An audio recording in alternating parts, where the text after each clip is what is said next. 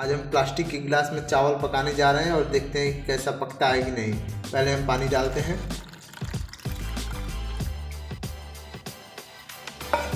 उसके बाद हम चावल डालते हैं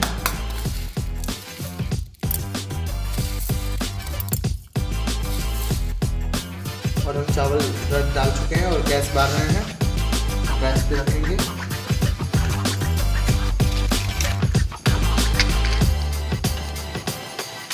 और ये हमारा गैस बढ़ चुका है।